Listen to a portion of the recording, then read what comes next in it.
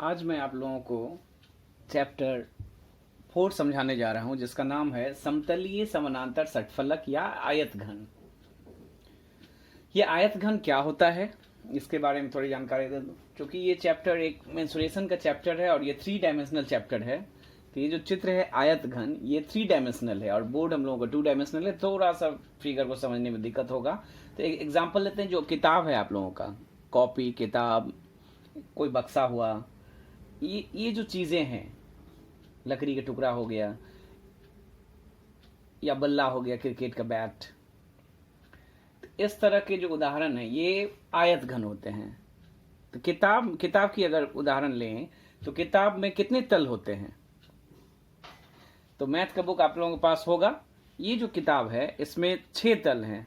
एक फ्रंट का, टॉप का, एक इसके ठीक पीछे बॉटम, 2 हो गया, एक साइड का 3, ठीक उल्टा तरफ 4 और एक इधर 5 और ये 6।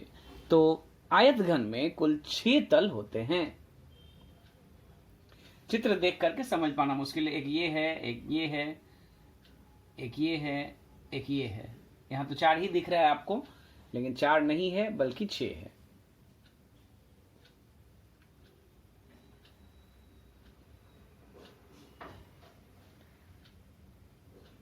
एक नीचे का है, एक ऊपर का है, इस साइड का है, एक उस साइड का है, और ये मिलाकर के कुल 6 तल हैं। तो एक आयतघन में कुल कितने तल होते हैं? 6 होते हैं। करेक्ट। एक रूम की ही अगर उदाहरण लें, जिस घर में आप लोग रह रहे हो वो अभी एक आयतघन ही है, क्योंकि उसकी लंबाई है। आयतघन में क्या होता है? कुछ लंबाई होता है, कुछ चौड़ाई होता है, कुछ ऊंचाई होता है। करेक्ट। तो एक घर में भी कुछ लंबाई है, कुछ चौड़ाई है, कुछ ऊंचाई है। तो अब घर की उदाहरण लेकर के अगर ये समझने की कोशिश करो तो ये बहुत इजीली समझ में आएगा। तो यहां पर देखिए, इसको कहते हैं घर का फर्श। न एक 6 तल हो गया, 4 दीवार होता है, एक फर्श होता है, एक छत होता है, तो 6 तल हो गया। और इसमें तल 6 हो गया। इसमें कितनी भुजा नजर आ रहा है आपको? तो ये हो गया आयतघन की भुजाओं की संख्या। तो अब सही से गिनोगे तो पाओगे कुल 12 लाइन यहां नजर आ रहा है। इसको कहेंगे भुजा। सबसे पहले तल बताए, तो एक आयतघन में कितने तल हम लोग किए? 6। अब भुजा की संख्या अगर गिनेंगे तो यहां पर कुल सरल रेखा 12 है। ठीक, तो 12 कहेंगे। और अगर इस जहां पर भुजाएं मिलती है इस बिंदु को अगर काउंट करेंगे तो इसको कहते हैं शीर्ष बिंदु। तो एक आयतघन में शीर्ष बिंदु कितनी है? आप काउंट करके देखो, इसमें 8 है। और एक विकर्ण होता है। विकर्ण क्या है? विकर्ण होता है शीर्ष बिंदु से, घर के किसी एक कोने से दूसरे तरफ के नीचे सिरे को तिरछा, जो यहां से लेकर के यहां तक जो सरल रेखा होगा, ये यहां से लेकर यहां तक होगा, फिर यहां से लेकर इस कॉर्नर तक होगा और इसके नीचे से फिर इस कॉर्नर तक होगा। तो इस तरह यहां चित्र में समझ पाना मुश्किल है, इसको कहा जाता है विकर्ण। तो एक आयतघन में कुल विकर्ण होते हैं 4। ये लाइन याद रखिएगा, इस पर आधारित शॉर्ट क्वेश्चन आते रहते हैं। कुल 6 तल होते हैं, भुजा 12 होता है, शीर्ष बिंदु 8 होता है और विकर्णों की संख्या 4 होता है। चलिए, इसमें कुल 6 तल होते हैं। इन 6 तलों को कैसे फॉर्म, और आयतघन पर आधारित कुछ फॉर्मूला है, उसको पहले लिखने की कोशिश करते हैं। 3 फॉर्मूला जनरली हम लोग पढ़ेंगे।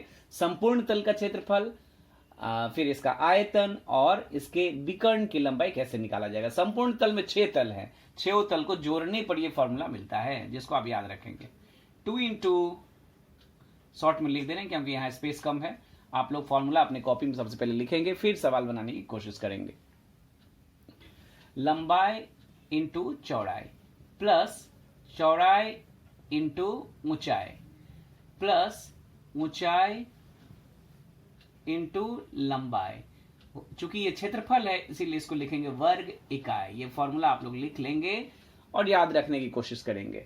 और आयतघन, आयतघन क्यों नाम है? क्योंकि इसके सभी भुजा 6 तल जो हमने कहा है, ये 6 के 6 तल एक आयत होता है, इसीलिए इसको आयतघन कहा जाता है, क्यूबॉइड। आयतन का सूत्र होता है, आयतन का सूत्र होता है आधार का क्षेत्रफल इंटू ऊंचाई। और इसको निकालने पर आगे आधार का क्षेत्रफल, चूंकि आधार एक आयत है तो आधार का क्षेत्रफल आता है लंबाई गुना चौड़ाई, और इसमें ऊंचाई से गुना कर देने से आयतन निकल जाता है। तो फाइनल आयतन का सूत्र होता है लंबाई गुना चौड़ाई गुना ऊंचाई। चूंकि इसमें 3 चीज आया है इसलिए इसको कहेंगे घन इकाई, और क्षेत्रफल में 2 ही आता है इसलिए वर्ग इकाई। और विकर्ण को निकालने से आता है रूट ओवर लंबाई स्क्वायर प्लस चौड़ाई स्क्वायर प्लस ऊंचाई का स्क्वायर इकाई। ये एक भुजा है विकर्ण, इसीलिए केवल इकाई होगा। तो ये तीनों सूत्र आप याद रखेंगे। अब एक और फिगर है इसी चैप्टर में पढ़ना है। ये तो प्रत्येक तल, यहां हमने कहा आयत घन में प्रत्येक तल आयत अगर हुआ 6 तल। अगर एक ऐसा घर की कल्पना हम लोग करें जिसकी लंबाई 10 फीट है, चौड़ाई भी 10 फीट है और ऊंचाई भी 10 फीट है, यानी सभी भुजा लंबाई चौड़ाई ऊंचाई तीनों अगर बराबर हो जाए तो उस आकृति को कहेंगे घन या क्यूब। इसके उदाहरण है लूडो का जो डाइस होता है वह एक घन का उदाहरण है। इस तरह के उदाहरण और भी आप लोग खोज सकते हैं। तो इसमें केवल याद रखना है इसके 6 के जितने भी संख्या बताया गया है, तलों की संख्या, भुजा की संख्या, शीर्ष बिंदु की संख्या, विकर्ण की संख्या, ये उतने ही घन में भी होते हैं। अंतर क्या है? अंतर यहां ये है कि इसके सभी तल आयत न होकर के वर्ग हैं। सभी तल बराबर है और वर्ग है। सभी यहां पर सभी तल डिफरेंट हैं। जैसे एक घर की कल्पना करो तो आप एक भुजा जो है एक दीवार की लंबाई उसके विपरीत दीवार की लंबाई के क्षेत्रफल के बराबर होगा। चारों बराबर नहीं होगा, फर्श का छत के साथ बराबर होगा। लेकिन घन में 6 के 6 तल बराबर होते हैं। इसीलिए कभी कभी सवाल में एक तल का क्षेत्रफल भी पूछा जाता है। चूंकि एक तल वर्ग है इसीलिए वर्ग का क्षेत्रफल ही इसके तल का क्षेत्रफल होगा जो भुजा स्क्वायर होता है। तो एक तल का क्षेत्रफल यूज करेंगे भुजा स्क्वायर। चूंकि यहां पर एक तल का क्षेत्रफल क्यूबॉइड में आयत घन में नहीं हो पाया क्योंकि सभी तल का क्षेत्रफल अलग अलग है, इसीलिए पॉसिबल नहीं हो पाया एक तल का क्षेत्रफल। यहाँ चूंकि वर्ग है तो एक तल का भुजा स्क्वायर, तो संपूर्ण तल का क्षेत्रफल जब लिखेंगे तो 6 भुजा, चूंकि यहाँ पर 6 तल है 6 से गुना कर देंगे तो लिखेंगे 6 इंटू भुजा स्क्वायर वर्ग इकाई। सभी तल का संपूर्ण तल का क्षेत्रफल क्या हो जाएगा? 6 भुजा स्क्वायर। और आयतन क्या हो जाएगा? बस लंबाई गुना चौड़ाई गुना ऊंचाई में सभी, चूंकि तीनों बराबर है इसको भुजा गुना भुजा गुना भुजा, तो क्या हो जाएगा? भुजा का क्यूब, भुजा का क्यूब घन इकाई। और विकर्ण में भी बस वही फॉर्मूला यूज करते हैं हम लोग, रूट ओवर लंबाई स्क्वायर प्लस चौड़ाई स्क्वायर प्लस ऊंचाई स्क्वायर। तो क्या आ जाएगा? भुजा स्क्वायर प्लस भुजा स्क्वायर। उतना डिटेल्स हम नहीं बता रहे हैं। 3 भुजा स्क्वायर बाहर निकालने से आएगा रूट 3 इंटू भुजा इकाई। ये तीनों फॉर्मूला, ये आप आयत घन का फॉर्मूला लिख लेंगे, घन का फॉर्मूला लिख लेंगे अपनी कॉपी में और याद रखने की कोशिश करेंगे। अब इस फॉर्मूला पर आधारित एक्सरसाइज करने की कोशिश करते हैं। चलिए exercise number 4 question number 1। Question number 1 short question पूछा गया है। क्वेश्चन 2 क्वेश्चन 3 ये सब आप लोग खुद करेंगे। क्वेश्चन 3 में देख रहे हैं कि समकोणीय घनाकार घन की लंबाई चौड़ाई और ऊंचाई क्रमशः 5 मीटर 4 मीटर 3 मीटर होने से बृहत्तम कितना मीटर डंडा रखा जा सकता है। तो एक घर में जो सबसे बड़ा डंडा रखा जा सकता है वह होता है उसका विकर्ण, यानी विकर्ण निकालना है आपको। एक यहाँ पर काफी सवाल है, 23 सवाल हैं, फिर शॉर्ट क्वेश्चन हैं। तो इतने बड़े सभी सवाल को समझा पाना पॉसिबल नहीं है वीडियो में। इसको हम बना करके भेजेंगे कुछ सम को, और वहां से आप लोग देखेंगे, दिक्कत होने से पूछेंगे। कुछ सवाल जो ज्यादा दिक्कत करेगा उसको यहाँ पर समझाने की कोशिश करते हैं, नहीं तो वीडियो बहुत लंबा हो जाएगा। चलिए क्वेश्चन नंबर 4। एक घन के एक तल का क्षेत्रफल 64 वर्ग मीटर होने से घन का आयतन कितना होगा? आयतन निकालने से पहले आपको घन वाला कोई भी सवाल हो तो एक चीज दिया गया होगा, दूसरा चीज आपसे निकालने के लिए कहा जाएगा। तो एक चीज जो दिया गया उसका फॉर्मूला यूज करेंगे, वहां से घन की भुजा निकाल लेंगे और जो चीज पूछा गया उसके फॉर्मूला में पुट कर देंगे, क्योंकि सभी फॉर्मूला भुजा पर ही आधारित है। अच्छा, आयत घन का कोई भी सवाल होगा तो लंबाई चौड़ाई ऊंचाई जान लेने से हो जाएगा। देखिएगा मैक्सिमम सवाल में लंबाई चौड़ाई पता होगा तो ऊंचाई, 2 चीज पता होगा, तीसरा निकालने के लिए कहा जाएगा। आप आसानी से बराबर करके निकाल सकते हो। चलिए आगे देखते हैं। तो जैसे 6 नंबर के एक घन की विकर्ण की लंबाई दी गई है, नहीं 4 नंबर में घन के एक तल का क्षेत्रफल दिया गया। एक तल का क्षेत्रफल क्या होता है? अभी बताए थे भुजा स्क्वायर। भुजा स्क्वायर 64 है तो भुजा कितना होगा? वर्गमूल 8 हो जाएगा। भुजा निकलते ही घन का आयतन में पुट कर देंगे, कर लीजिएगा। नंबर 5, हमारे गोकुल ग्राम में 2 मीटर लंबा चौड़ा 2 मीटर चौड़ा एवं 8 डेसीमीटर गहरा एक तालाब खोदा गया। यदि उसमें कुल 240 घन मीटर मिट्टी लगी हो तो तालाब कितना लंबा है? लंबाई एब्सेंट अभी बताए थे कि लंबाई चौड़ाई ऊंचाई में से एक चीज एब्सेंट होगा और कुल का मान दिया गया होगा। लंबाई गुना चौड़ाई गुना ऊंचा बराबर 240 के बराबर कर देंगे। लंबाई को x मान लीजिएगा, x इंटू 2 इंटू 8 कन्वर्ट करिएगा, एक इकाई में लगाइएगा सबको, चूंकि घन मीटर है तो सभी को मीटर में रखिएगा। ओके, तो आयत घन, जो बड़ा सवाल उसी को हम समझाएंगे, यहाँ पर बोर्ड पर बनाएंगे और छोटे छोटे सवाल को जस्ट बोल कर निकल जा रहे हैं, आप लोग कर लीजिएगा। लंबाई गुना चौड़ाई गुना ऊंचाई बराबर 240। ठीक, जैसे 6 नंबर में घन का विकर्ण दिया गया, तो विकर्ण क्या होता है? √3 इंटू भुजा बराबर 4√3, तो भुजा बराबर 4, और वहां से समग्र तल का क्षेत्रफल पूछा है, उसमें पुट कर देंगे भुजा का मान। नंबर 7, किसी घन की भुजाओं की लंबाई का योग 60 सेंटीमीटर है, तो एक भुजा, घन के भुजाओं की लंबाई का योग 60 सेंटीमीटर है, संपूर्ण तल का क्षेत्रफल पूछा है। तो मुझे बताइए, तो एक घन में कितने भुजा होते हैं? एक घन की कितनी भुजा होती है?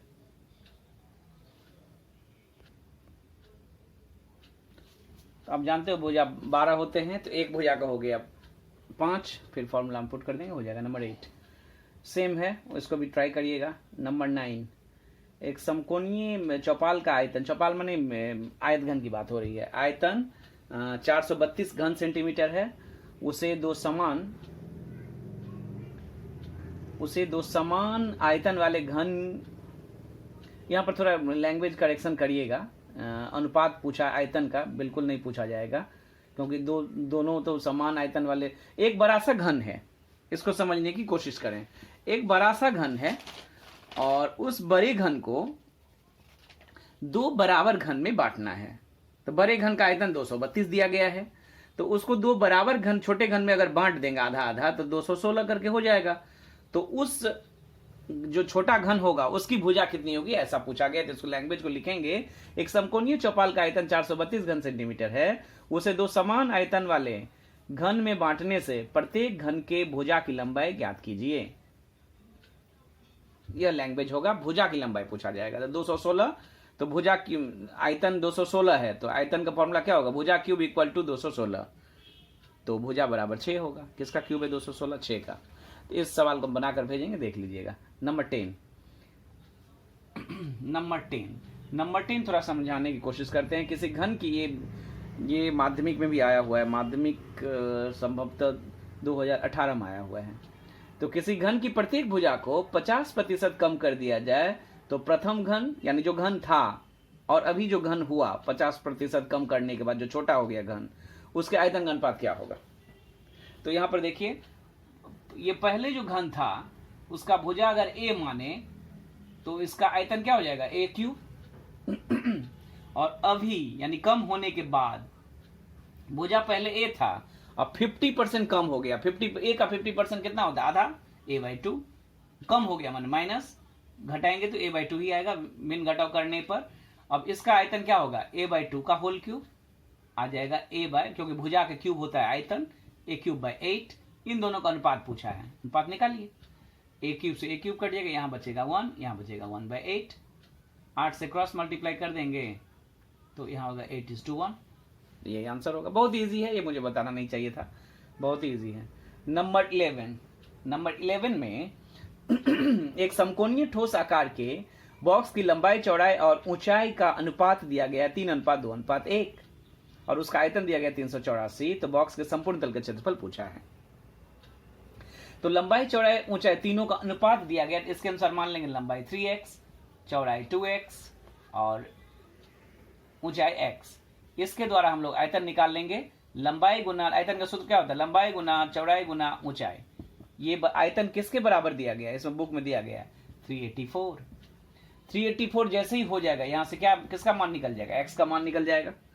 फिर से बोल रहे हैं, लंबाई, चौड़ाई, ऊंचाई का अनुपात दिया गया, उसको देख करके 3x 2x x मान लिए तीनों को, और आयतन दिया गया तो आयतन का सूत्र होता है लंबाई गुना चौड़ाई गुना ऊंचाई। ये तीनों को गुना करने पर 384 के बराबर हो रहा है। यहाँ से x का मान निकल गया, यहाँ x का मान निकलते हम लोग क्या निकालेंगे? लंबाई, जितना आया उसमें 3 से गुना कर देंगे तो लंबाई, जितना आया उसमें 2 से गुना कर देंगे तो चौड़ाई, और जितना आया वो डायरेक्ट हो गया ऊंचाई।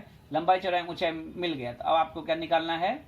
समग्र तल का क्षेत्रफल। समग्र तल का क्षेत्रफल का सूत्र होता भी लिखाए हैं, उस सूत्र में लंबाई चौड़ाई ऊंचाई का मान पुट कर देने से आपके संपूर्ण तल का क्षेत्रफल निकल जाएगा। ये कर लीजिएगा घर में। Next number 12। यहाँ पर हर सवाल को डिटेल्स लिखना संभव नहीं है, डिटेल्स हमको लिख कर भेजेंगे आपको, यहाँ पर केवल समझाया जा रहा है। नंबर 12, एक समकोणीय चाय के बॉक्स की भीतरी लंबाई चौड़ाई और ऊंचाई क्रमशः 7.5 डेसीमीटर, 6 डेसीमीटर एवं 5.4 डेसीमीटर है। चाय से भरे बक्से का वजन 52 केजी 350 ग्राम है, किंतु खाली अवस्था में बॉक्स का वजन 3.75 किलोग्राम है। तो 1 घन डेसीमीटर चाय का वजन कितना होगा?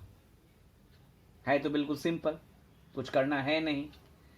इसमें सभी को एक इकाई में लाने, चूंकि 1 घन डेसीमीटर चाय का वजन पूछा है आपसे, तो आप सबसे पहले सभी इकाई को डेसीमीटर में लाएंगे, जो दिया भी गया है, डेसीमीटर में है ही। तो सबसे पहले चाय के बॉक्स का आयतन निकालेंगे। स्टेप 1, चाय के बॉक्स का आयतन निकालेंगे। आयतन कैसे निकलेगा? लंबाई गुना चौड़ाई गुना ऊंचाई, तीनों दिया गया है। ओके, ये कुल आयतन हो गया। अच्छा, चाय अगर भरा रहे बक्सा में तो 52 केजी 350 ग्राम, इसको अगर ग्राम में बदल ले तो 52,350 इतना ग्राम। ये कब वजन होगा? जब इसमें चाय भरा रहेगा बक्सा में। और खाली अवस्था में हो जाएगा कितना? 3.7 यानी 375 ग्राम। इसको ग्राम में बदल लेंगे तो 1000 से गुना करना होगा, ये 3750 हो जाएगा। जो भी है देख लीजिएगा, या क्विंटल में सॉरी केजी में रखना है तो केजी में ही रख सकते हैं। तो जो भी है इसको अगर माइनस कर लिया जाए, ये हो गया चाय सहित बक्से का वजन और ये हो गया केवल बक्से का वजन। अगर माइनस कर लिया जाए तो जो आएगा वजन वो किसका वजन होगा?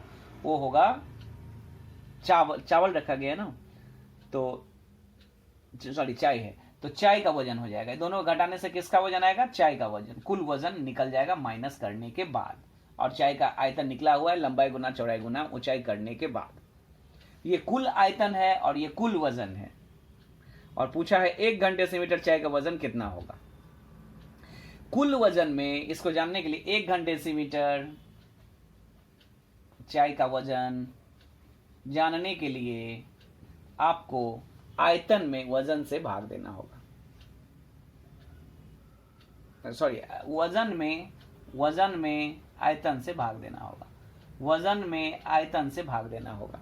कुल वजन जो आएगा घटा करके उसमें आयतन जो निकालने उससे भाग देने से जो आएगा उतना केजी आंसर, ग्राम रहेगा तो उतना ग्राम आंसर। जो भी आएगा करिएगा, ये भी आसान है।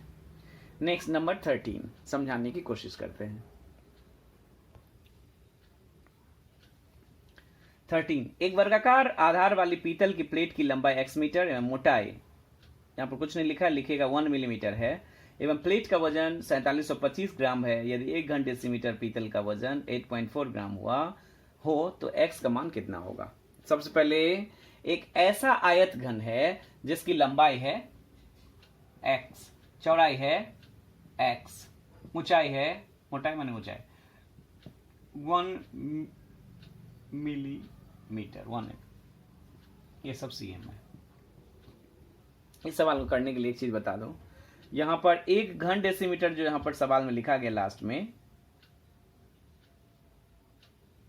यदि 1 घन डेसीमीटर पीतल का वजन 8.4 ग्राम हो, उसको 1 घन सेंटीमीटर कर लेंगे तभी आपको बुक का आंसर मिलेगा, नहीं तो 2 जीरो ज्यादा आ जाएगा।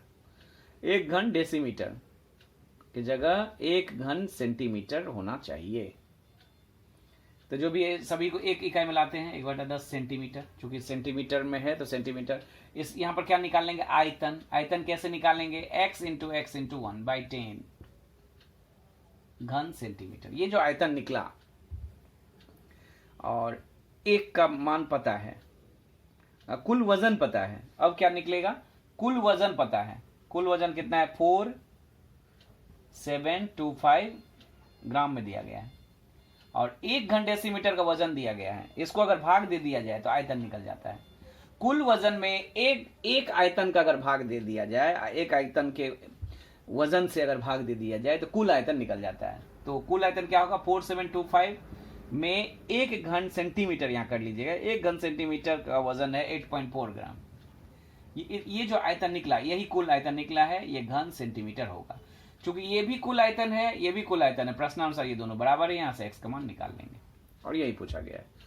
दो तरीके से आयतन निकाले, एक वजन के द्वारा भाग दे करके आयतन निकालने का सूत्र होता है कुल वजन बटा एक आयतन का वजन, यानी एक घन सेंटीमीटर जो आयतन है उसका वजन दिया गया हो तो कुल वजन में भाग देने से कुल आयतन निकल जाता है।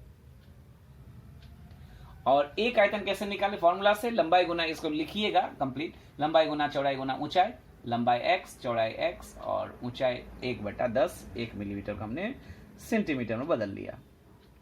और ये x क्यों लिए हैं, क्योंकि वर्गाकार आधार है, क्वेश्चन में कहा गया है, तो लंबाई चौड़ाई इक्वल होगा, तो यहां से निकाल लिए। नंबर 14, चांदमारी का रास्ता ऊंचा करना होगा, अतः रास्ते के दोनों तरफ समान गहराई और समान माप के 30 गड्ढे खोदकर उनसे निकली मिट्टी से रास्ते को ऊंचा किया जाए तथा प्रत्येक गड्ढे की लंबाई चौड़ाई क्रमशः 14 मीटर एवं 8 मीटर हो तथा रास्ते पर कुल 2520 घन मीटर मिट्टी डाली हो तो प्रत्येक गड्ढे की गहराई कितनी होगी। इस सवाल को करने के लिए दो चीज इक्वल होगा, क्या बताइए, तो एक जो 30 गड्ढे, क्या किया गया, सिचुएशन क्या है, एक रोड को ऊंचा करना है तो साइड में कई गड्ढे बनाना होगा, इस तरह कितने गड्ढे हैं, 30, और रोड ऊंचा हो जाएगा।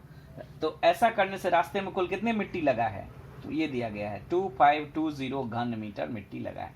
ये मिट्टी आया कहां से है, ये 30 गड्ढे खोदने से मिला है, यानी 30 गड्ढे से निकले गए मिट्टी का आयतन 2520 घन मीटर के बराबर है जो रास्ता में लगा है। यानी हम यहां पर गड्ढे का आयतन निकालेंगे और इसके बराबर कर देंगे। ओके, तो आयतन गड्ढा चूंकि एक आयत घन का रूप है तो इसका आयतन निकालने के लिए, गड्ढे का आयतन निकालने के लिए क्या करना होगा, गड्ढे का आयतन निकालने के लिए लंबाई गुना चौड़ाई गुना ऊंचाई करना होगा। तो गड्ढे की लंबाई दी गई है कितना, 14, गड्ढे की लंबाई है 14 और इसकी ऊंचाई लंबाई है 14, चौड़ाई है 8 और ऊंचाई नहीं जानते हैं, गड्ढे की गहराई हम मान लेते हैं h। ये जो आयतन निकला किसके बराबर है, 2520 घन मीटर के बराबर है। इसको सॉल्व करने से h का मान निकलेगा जो आंसर होगा। तो सवाल सब बहुत ही छोटे छोटे हैं, थोड़ा समझने की जरूरत है। लैंग्वेज विशाल देख करके, बड़ा देख करके घबराने की जरूरत नहीं है, सवाल बहुत ही छोटा है, समझने की कोशिश करेंगे और फॉर्मूला आपको याद होगा तो चैप्टर बहुत ही आसान है। क्या करेंगे, हाँ यहां पर एक चीज गौर करिएगा, एक गड्ढे का है ये, एक गड्ढे का है, तो ये जो 2520 जो आयतन निकला कितने गड्ढे का, 30, तो केवल इसमें एक 30 से गुना कर दीजिएगा। एक गड्ढे का आयतन में 30 से गुना कर देंगे तो ये 30 गड्ढे का आयतन निकला और वह निकले गए मिट्टी के बराबर होगा। 30 गड्ढे का आयतन, 30 गड्ढे से निकले मिट्टी का आयतन जो रास्ता में यूज हुआ मिट्टी उसके बराबर है। नेक्स्ट नंबर 15, क्वेश्चन 15 पढ़ते हैं।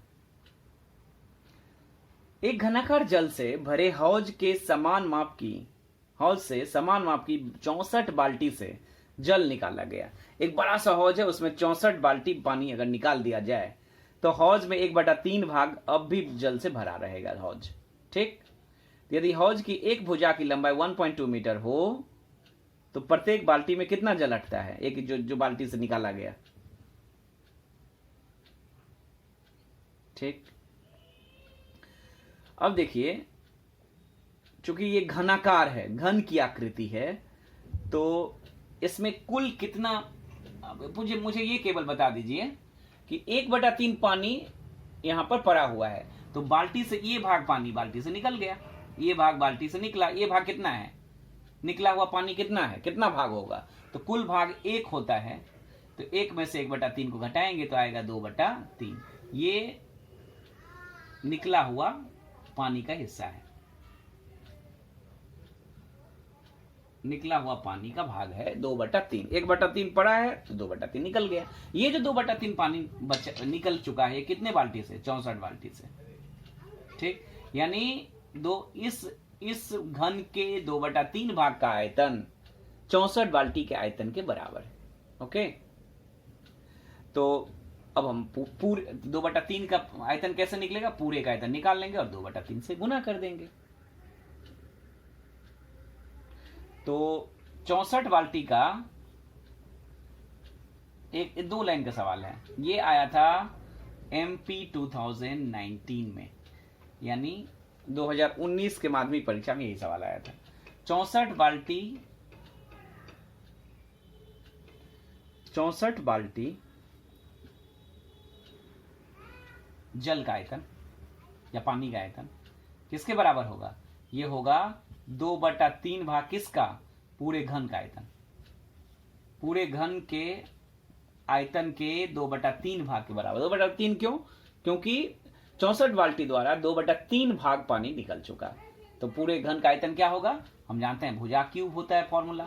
भुजा कितना दिया गया है? देख रहे हैं आप, हम लोग दिया गया है 1.2। तो इसको अगर डेसीमीटर में बदल लें तो 12 हो जाएगा। 12 क्यूब घन डेसीमीटर।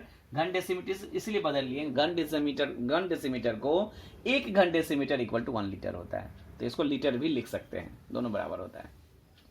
तो ये जो भी आएगा, अब प्रश्न जो भी जिसका जितना भी आएगा ये, ओके। तो 64 बाल्टी का ये वजन है, तो 1 बाल्टी का कितना होगा? 64 से भाग देंगे। 1 बाल्टी जल का आयतन कितना होगा?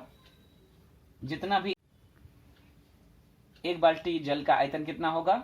जितना भी आएगा उसमें 64 से भाग दे देंगे। ये कैलकुलेट कर लीजिएगा, जो आएगा उतना घन डेसीमीटर या उतना लीटर इस सवाल का आंसर होगा। घन डेसीमीटर को लीटर भी लिखा जा सकता है। तो इस तरह से क्वेश्चन नंबर 15 हो गया। 16 क्वेश्चन नंबर 16 लंबा लग रहा है, बहुत ही आसान है। एक ग्रॉस दियासलाई के पैकेट बॉक्स के पैकेट की लंबाई, चौड़ाई एवं ऊंचाई दी गई है 2.8 डेसीमीटर, 1.5 डेसीमीटर एवं 0.9 डेसीमीटर। तो एक दियासलाई के बॉक्स का आयतन कितना होगा? लंबाई चौड़ाई को आयतन कैसे निकलेगा? लंबाई गुना चौड़ाई गुना ऊंचाई कर देने से हो जाएगा, ठीक। किंतु यदि एक दियासलाई के बॉक्स की लंबाई 5 सेंटीमीटर एवं चौड़ाई 3.5 सेंटीमीटर हो तो उसकी ऊंचाई कितनी होगी? यहां पर हम क्या करेंगे, पूरे एक ग्रॉस वाला जो पैकेट है उसका लंबाई चौड़ाई टोटल आयतन निकालेंगे और उसमें एक ग्रॉस में कितने दियासलाई होगा? एक ग्रॉस में कुल एक ग्रॉस में 12 दर्जन होते हैं, एक दर्जन में 12 दियासलाई होगा, तो टोटल एक ग्रॉस में 144 होगा। तो जस्ट इसमें 144 से भाग दे देंगे। ये जो दियासलाई आया है, एक दियासलाई के बॉक्स की लंबाई 5 मीटर, चौड़ाई 3.5 मीटर एवं ऊंचाई इसकी मान लेंगे h। तो 5 × 3.5 × h इक्वल टू जो होगा, इसी में 144 इंटू कर देंगे, 144 × 5 × 3.5 इक्वल टू पहले जो आया है पूरे ग्रॉस दियासलाई के बॉक्स के बराबर होगा। क्योंकि ये एक बॉक्स की है, दियासलाई के एक बॉक्स की लंबाई चौड़ाई सेंटीमीटर में है, वो डेसीमीटर में। सबको इकाई 1 करिएगा और एक दियासलाई का जो आयतन निकलेगा उसमें 144 से गुना करेंगे बराबर। ये सेकंड पार्ट के लिए बोल रहे हैं, पहला पार्ट तो डायरेक्ट आंसर है गुना करने से, और दूसरा पार्ट बराबर कर देंगे। दोनों का आयतन बराबर होगा, एक का अननोन है उसको h मान लीजिएगा। बराबर करने में एक सावधानी रखिएगा कि एक दियासलाई के जो आयतन निकलेगा उसमें 144 से गुना करेंगे तो पूरे ग्रॉस दियासलाई के जो आयतन है उसके बराबर होगा। यहाँ सॉल्व h का मान निकाल लेंगे, आसानी से हो जाएगा। नेक्स्ट क्वेश्चन नंबर 17 2.1 मीटर लंबे, 1.5 मीटर चौड़े और एक आयताकार घन जैसे हौज का आधा जल से भरा है, ठीक। लंबाई चौड़ाई दिया गया है आयताकार घन का, ऊंचाई गहराई नहीं दिया गया, आधा भरा हुआ है ऐसा कहा गया है। इस हौज में 630 लीटर जल पुनः डाल दिया गया हो तो जल की गहराई कितनी बढ़ जाएगी? ये बहुत ही आसान है। एक आयताकार हौज है, इसकी लंबाई चौड़ाई है, इसमें कुछ पानी है, मान लेते हैं 630 लीटर जल अगर डाला गया तो तल कितना बढ़ जाएगा? h। इसकी लंबाई दी गई है, चौड़ाई दिया गया है और गहराई या ऊंचाई क्या मान लिया? h। तीनों चीज पता चल गया, इसका आयतन निकल जाएगा, लंबाई गुना चौड़ाई गुना ऊंचाई। और इसी जल को ये जो पार्ट हुआ है एक्स्ट्रा, ये क्यों हुआ है? इसमें कितना जल डाला गया? 630 लीटर। तो प्रश्नानुसार ये जो आएगा इसके बराबर कर देंगे। प्रश्नानुसार क्या होगा? एक लाइन का सवाल है, इसको ढंग से लिखिएगा, इसको डेसीमीटर में कन्वर्ट करिएगा। 2.1 मीटर मीन्स 21 डेसीमीटर, 15 डेसीमीटर एवं h डेसीमीटर ही मानिएगा।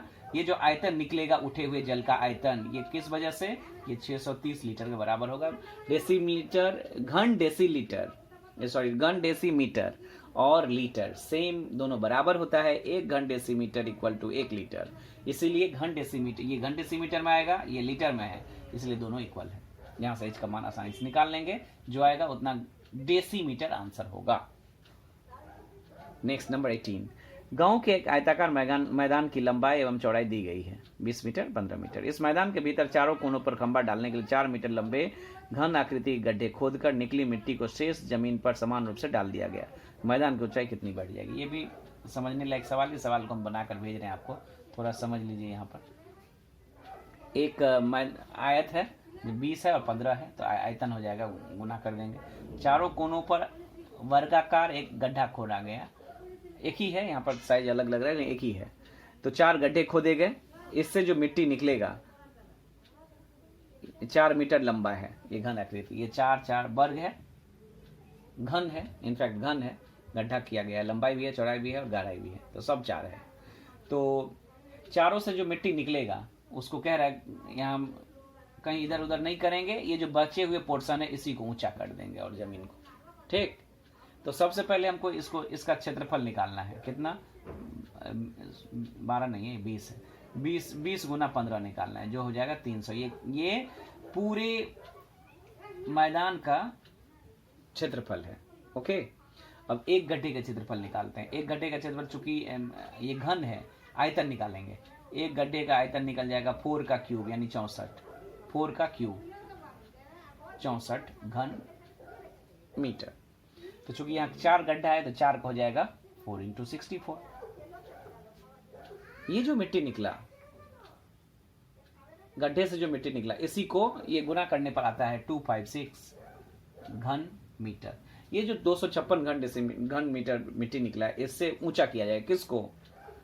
पूरे को नहीं, इसमें गड्ढा निकल जाएगा। इसका कितना है, इसकी क्षेत्रफल कितना है? ये एक वर्ग है, 4 है, तो 16, 4 का स्क्वायर भुजा स्क्वायर होता है, 16 16 4 16 यानी 64 माइनस हो जाएगा, किससे? 300 से।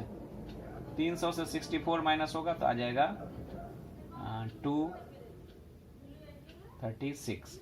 ये जो बचे हुए पोर्शन है, इसी पर तो मिट्टी डाला जाएगा, तो इसका क्षेत्रफल कैसे निकालेंगे? पूरे आयत के क्षेत्रफल से चारों गड्ढों के क्षेत्रफल को माइनस करने से। पूरे आयत का क्षेत्रफल 300 है और गड्ढा का है 16 16 करके 64, इसको माइनस करने से 236 जो निकला, इसी भाग में मिट्टी डाला जाएगा। कितना मिट्टी? 256 घन डेसीमीटर मिट्टी डाला जाएगा, ओके। तो 236 वर्ग मीटर को मिट्टी डाला जाएगा 256, तो कितना ऊंचा होगा? मान लेते हैं एज ऊंचा हो जाएगा ये। तो आधार का क्षेत्रफल है 236, इसमें एज से गुना करेंगे तो क्षेत्र आयतन, और ये 256 के बराबर है। यहाँ से एज का मान निकाल लेंगे, वही आंसर होगा। अब यहाँ आयतन निकालने के लिए उस फॉर्मूले का यूज नहीं करेंगे, लंबाई गुना चौड़ाई गुना ऊंचाई, क्योंकि ये आकृति ऐसी बची है। बेसिक जो फॉर्मूला होता है आयतन निकालने का, वो होता है आधार का क्षेत्रफल इंटू ऊंचाई, बस वह फॉर्मूला यूज होगा। आधार का क्षेत्रफल 236 निकाला हुआ है और उसमें ऊंचाई से गुना करेंगे, और ये कुल आयतन 256 के बराबर होगा। एच का मान निकालना है। Next number 19। नंबर 19 हम नहीं पढ़ रहे, बिल्कुल 18 की तरफ है, उससे भी इजी है, थोड़ा देख लीजिएगा आप लोग। 19 को हम यहाँ पर समझा रहे हैं 20, दिक्कत होगा तो पूछेंगे 19। नंबर 20, घर में 3 केरोसिन तेल के ड्राम में क्रमशः 800 लीटर, 750, 25 लीटर और 575 लीटर जल था। उन तीनों ड्रामों के तेल को एक आयताकार बर्तन में डाला गया। इस बर्तन में तेल की गहराई 7 डेसीमीटर हो गई। तो यदि उस आयत घनाकार बर्तन की लंबाई चौड़ाई अनुपात क्रमशः 4:3 हो तो बर्तन की लंबाई चौड़ाई कितनी थी, ये बता दीजिए। और यदि उस आयत घनाकार बर्तन की गहराई अगर 7 न हो करके 5 डेसीमीटर होता तो क्या 1620 लीटर तेल उस बर्तन में रखा जा सकता था, ऐसा बताइए। तो हम तीनों को पहले जोड़ लेंगे, कितना? 800, 725, 575, 2100 आ रहा है, 2100 लीटर, ठीक। 2100 लीटर ये जल आ रहा है। इसको, ये जो 2100 लीटर जल है, ये बराबर होगा किसके? बड़े ड्राम के। बड़े ड्राम का लंबाई चौड़ाई का अनुपात दिया गया है, तो 4x इसकी लंबाई है, 3x इसकी चौड़ाई है और गहराई है 7 डेसीमीटर। तो बड़े ड्राम का आयतन निकाल रहे हैं, लंबाई गुना चौड़ाई गुना ऊंचाई, ये जो बराबर है, ये तीनों के आयतन के बराबर है, क्योंकि इन्हीं तीनों के जल को डाला गया बड़े ड्राम में। बड़े ड्राम का आयतन फॉर्मूला से निकाल लिए और ये तीनों ड्राम के आयतन के योगफल के बराबर होगा। वहाँ निकाल लिए, यहाँ से x का मान निकल गया। अब सॉल्व करेंगे, 7 और 3 21 होता है, 100 बच गया, यहाँ पर 25, x square equal to 25, x equal to 5। ठीक, तो यहाँ पर अब लंबाई चौड़ाई पूछा है, तो लंबाई यहाँ पर यहाँ पुट कर देंगे लंबाई में, तो 4 गुना 5 यानी 20 लंबाई हो गया, 20 लंबाई हो गया, और 3 इंटू यानी 15 हो जाएगा चौड़ाई। लंबाई चौड़ाई पूछा था, एक आंसर तो ये हो गया। अब पूछ रहा है इसके साथ लंबाई चौड़ाई यही है और इसके साथ अगर गहराई 5 हो तो क्या 1620 लीटर रख पाएंगे? गुना करिए, इसको गुना करने पर आ रहा है 1500 घन डेसीलीटर या लीटर। तो कह रहा है 1620 इसमें रख पाएंगे। एक बर्तन ये बड़ा जो पात्र आया, अगर इसका चेंज कर देंगे गहराई तो ये 1500 घन डेसीलीटर या लीटर पानी इसमें रखा जा सकता है। 1620 नहीं रखा जा सकता है, कहेंगे 1600, चूंकि इसकी क्षमता है 1500 लीटर तो 1620 लीटर रखना पॉसिबल नहीं है। ठीक, नंबर 21, हमारे तीन तल्ले फ्लैट में 3 परिवारों के लिए क्रमशः 1200 लीटर, 1050 लीटर एवं 950 लीटर जल की आवश्यकता पड़ती है। उनकी आवश्यकता मिटाने के बाद भी 25% जल वहां मौजूद रहे तो एक हौज को बैठाने के लिए 2.5 मीटर लंबी, 2.6 मीटर चौड़ी एक जगह प्राप्त है। तो हौज की ऊंचाई कितनी करनी पड़ेगी? तो हम पहले निकालते हैं कि जो टैंक है, हौज है, उसकी लंबाई है 2.5 मीटर, चौड़ाई है, उस टैंक में कुल कितना पानी है और ऊंचाई मान ली h। ये पानी कितनी के बराबर है? ये पहले तो जितने फ्लैट में रह रहे हैं, जितना लग रहा है तीनों तल्लों में वह, प्लस जितना शेष बच रहा है वह, तो तीनों तल्लों में अब ये तीनों को जोड़ने से आ रहा है 3200 और 25% पानी बच गया, यानी 3200 का 25%। इसको सॉल्व करने से इसका मान जो होगा वही आंसर होगा। ये पूरे हौज का आयतन है, लंबाई गुना चौड़ाई गुना ऊंचाई, लंबाई गुना चौड़ाई गुना ऊंचाई। ठीक, मीटर को आप इसको डेसीमीटर बदलिएगा तभी लीटर में कन्वर्ट होगा, घन डेसीमीटर इक्वल टू लीटर। जो भी है, यहाँ पर टोटल हौज का आयतन है और ये टोटल हौज का आयतन 2 स्प्लिट किया गया। एक जितना पानी यूज हुआ, जो पड़ा रहा, यूज हुआ तीनों फ्लैटों में जोड़ने पर 3200 और पड़ा कितना रहा उसका 25% बचा रह गया है, तो 25% निकालेंगे, सभी को जोड़ने पर कुल के बराबर होगा। यहाँ से h का मान निकालिएगा। नंबर 22, 5 सेंटीमीटर मोटे काठ के तख्ते से ढक्कन सहित बने काठ के बॉक्स का वजन 115 किलोग्राम है और किंतु चावल से भरे उस बॉक्स का वजन 880 किलोग्राम है। ठीक, तो 0.5 किलोग्राम। बॉक्स की भीतरी लंबाई चौड़ाई क्रमशः 12 डेसीमीटर एवं 8.5 डेसीमीटर है। हमारे 1 घन डेसीमीटर चावल का वजन 1.5 kg है, 1.5 किलोग्राम है। तो बॉक्स की भीतरी ऊंचाई कितनी हुई ये ज्ञात करिए और प्रति वर्ग डेसीमीटर 1.5 रुपये की दर से बॉक्स के चारों तरफ रंग करने में कितना खर्च पड़ेगा।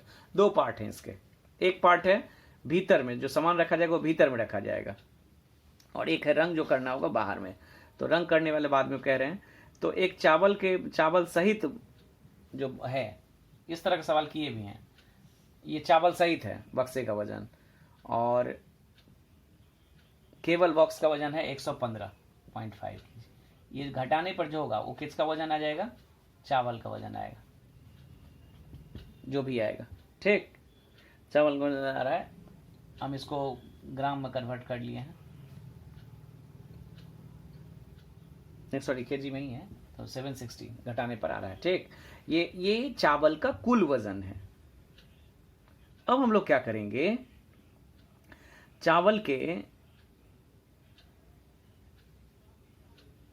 अच्छा ये चावल का कुल वजन है और 1 घन डेसीमीटर का दिया गया है, 1 घन डेसीमीटर चावल का वजन दिया गया, कितना? 1.5 किलो।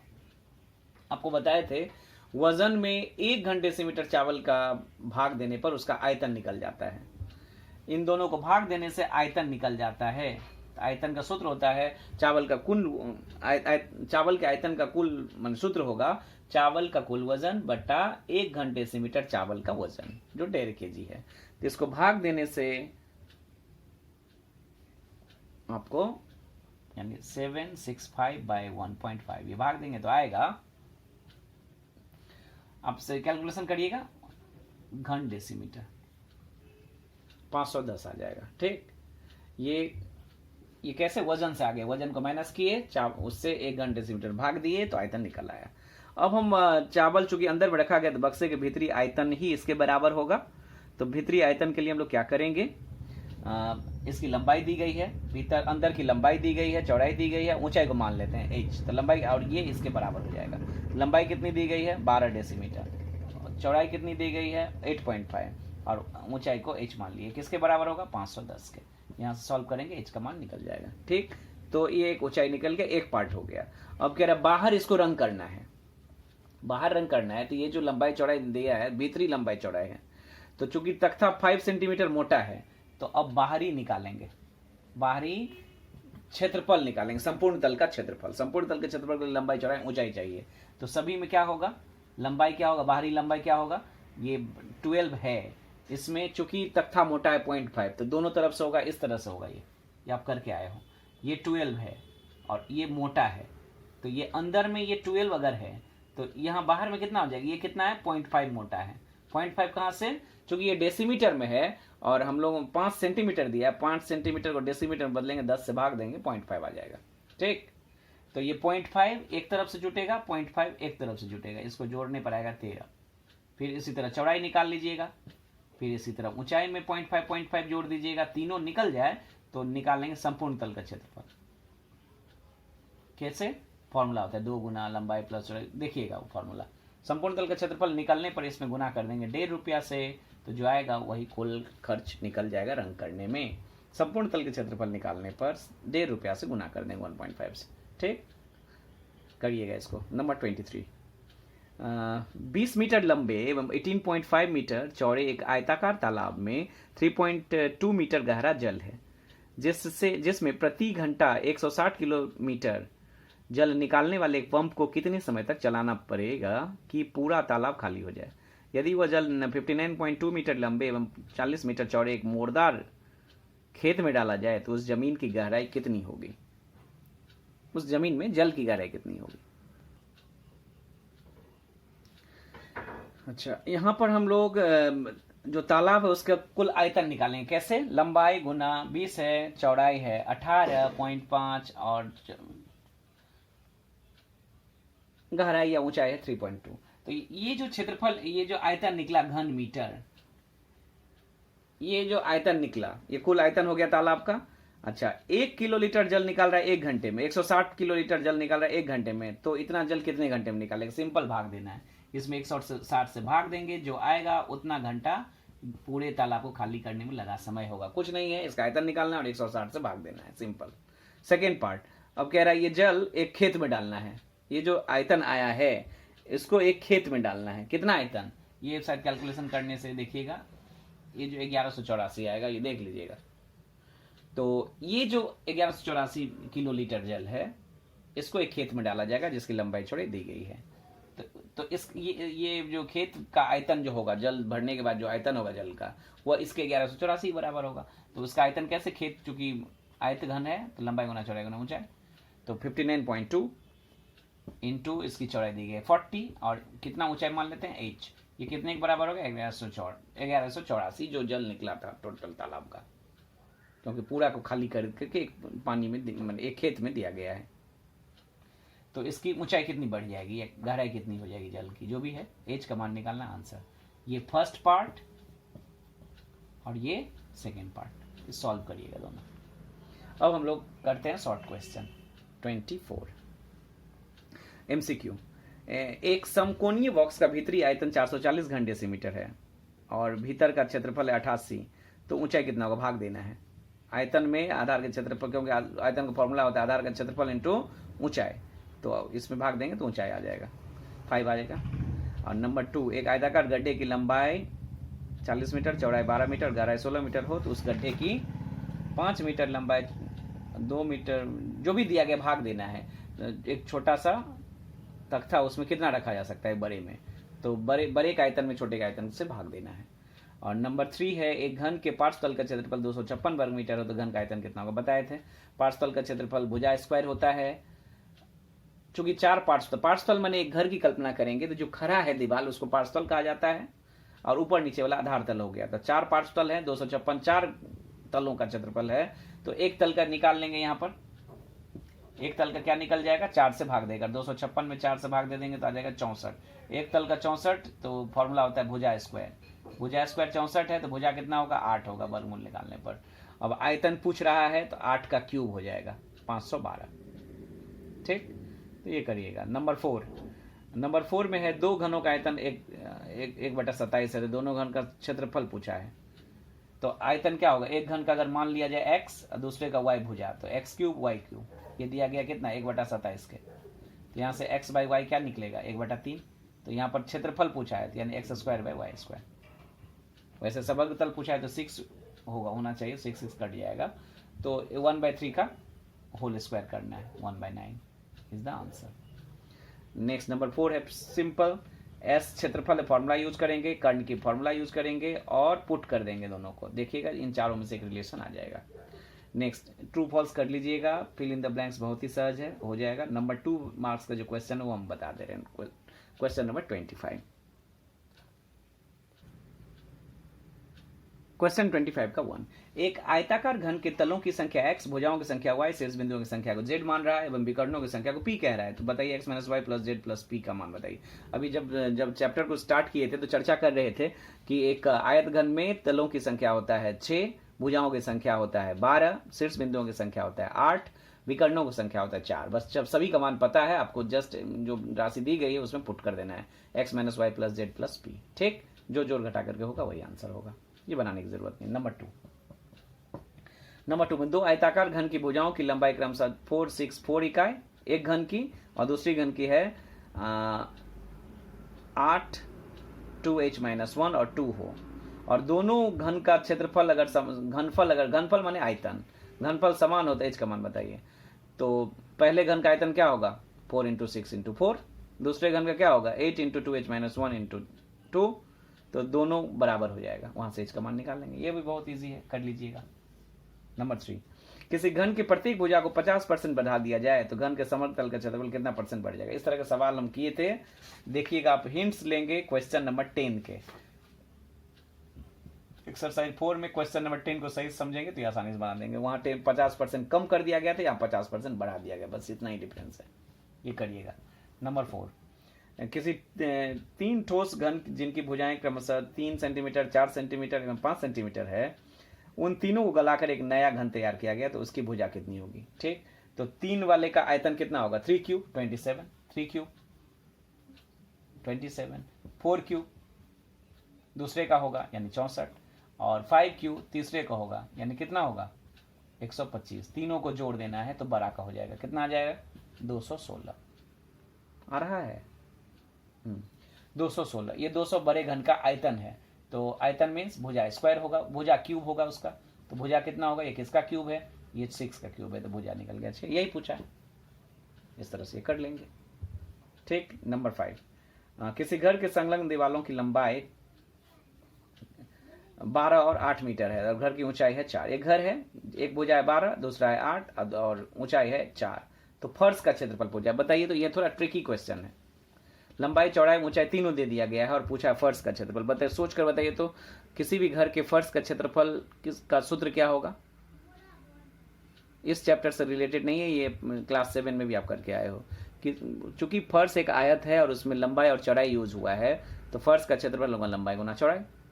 तो लंबाई 12 है, चौड़ाई 8 है, 12 गुना 8 जो भी होगा उतना वर्ग मीटर आंसर हो जाएगा फर्श का क्षेत्रफल। तो इसमें घर की ऊंचाई जो 4 मीटर दिया गया मिसगाइड करने के लिए दिया गया, इसका यूज यहाँ इस सवाल में नहीं है। केवल लंबाई 12 मीटर और 8 मीटर को गुना कर देंगे तो हो जाएगा। लंबाई चौड़ाई नहीं दिया गया था। संलग्न दीवार कहने से हम लोगों को पता चल गया एक लंबाई है, दूसरा चौड़ाई है, जुड़ा हुआ दीवार है। तो और ये ऊंचाई नहीं है तो बाकी दो कौन बचते हैं, लंबाई चौड़ाई। तो एक लंबाई है, दूसरा चौड़ाई। तो फर्श का क्षेत्रफल लंबाई गुना चौड़ाई होता है, 12 गुना 8 ही आंसर होगा, 4 का यूज नहीं है। इस तरह से चैप्टर नंबर 4 कंप्लीट हो रहा है। आप लोग इसका फेयर करेंगे और मुझे भेजेंगे। Thank you.